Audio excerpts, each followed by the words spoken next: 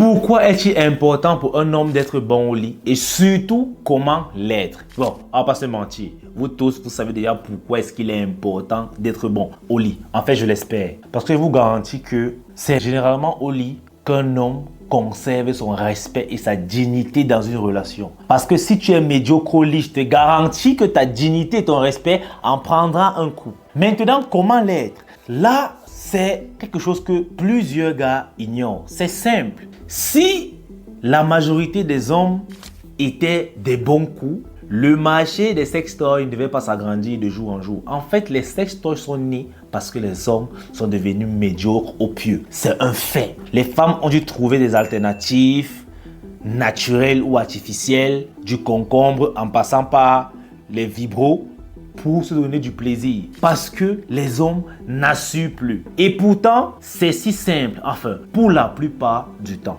Les conseils que je m'apprête à te délivrer, frérot, sont universels. C'est-à-dire qu'ils vont te permettre à faire jouir une femme à presque tous les coups. Parce qu'il y a un cas particulier qu'on va évoquer à la fin et tu comprendras pourquoi le presque. Est-ce que tu es prêt, frérot? Let's go!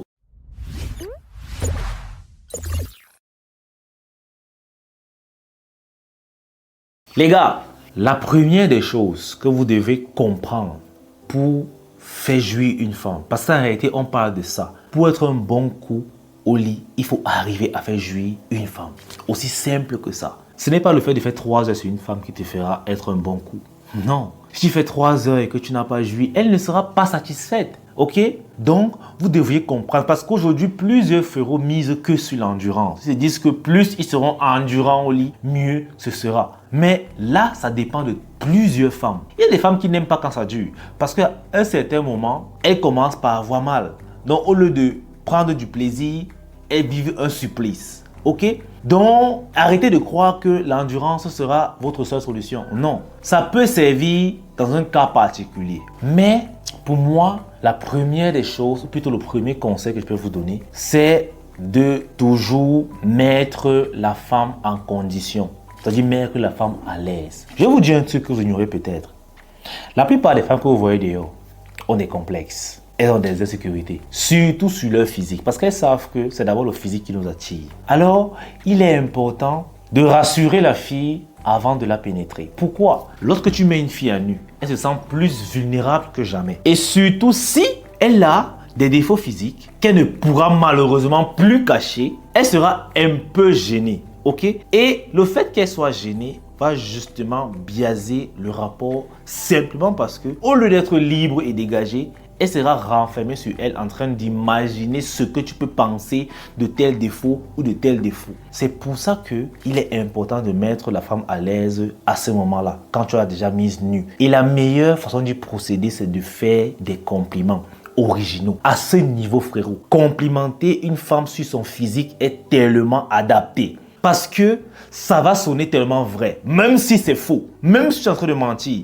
Pour elle, elle se dira que c'est vrai. Pourquoi? Car tu n'as plus rien à prouver. Généralement, lorsqu'un gars drague une fille et qui fait qu'elle a complimenté son physique, elle se dit qu'il veut simplement la déshabiller, c'est pour ça qu'il le fait. Mais lorsqu'elle est déjà nue devant toi, elle sait que tu as déjà gagné. Donc quand tu lui dis que waouh, j'adore ton corps, tu es magnifique, tu es belle, j'adore ta poitrine, j'adore tes lèvres, elle devient seulement bête. En fait, comprenez que les femmes s'en foutent en fait que ce soit vrai ou pas.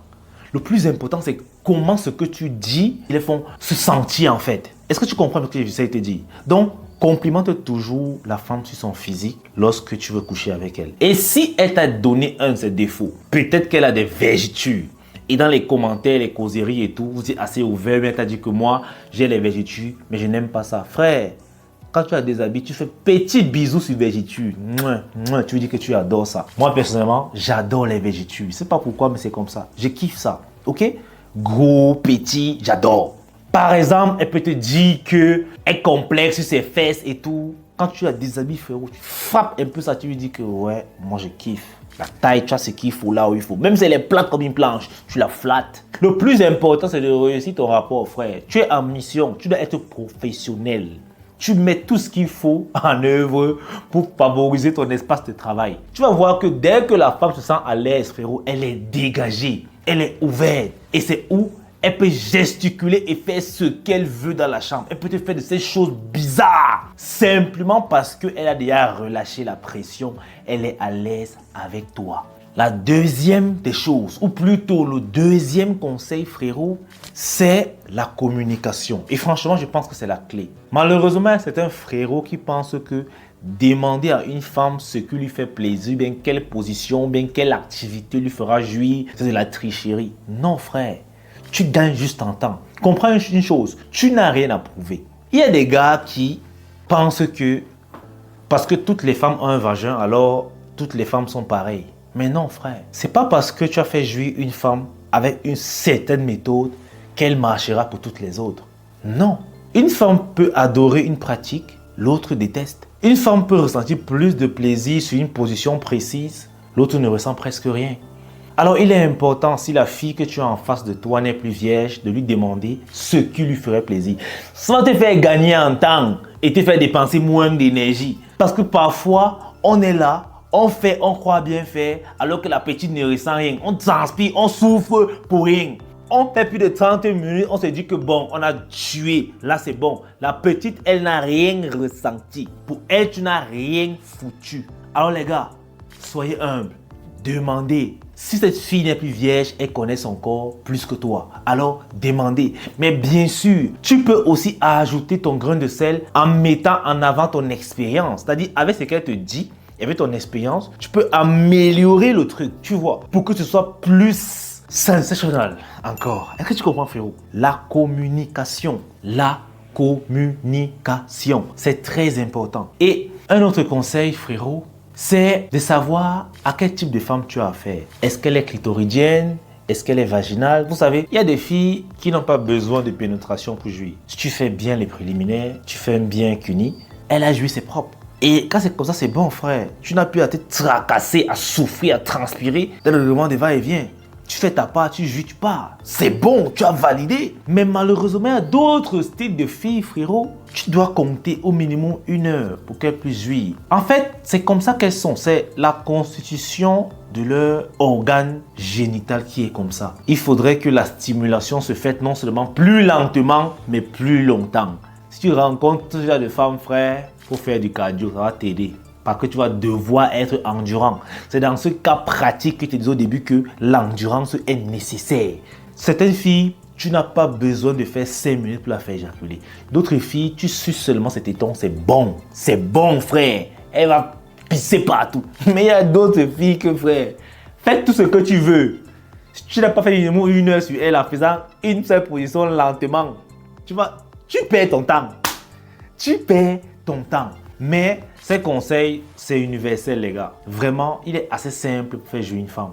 Assez simple. Il suffit d'abord de demander et n'oubliez jamais de mettre la fille à l'aise. Il faudrait qu'elle ait confiance en elle lorsqu'elle est nue devant toi. Qu'elle n'ait pas de préjugés. Qu'elle sache que tu l'acceptes malgré ses défauts. Parce que nous, les hommes, dans la plupart du temps, on s'en bat un peu les couilles de ça. Ok? Même si le mec a un gros ventre qui se baisse, il ne voit même pas sa bite, il s'en bat les steaks. Il s'en fout.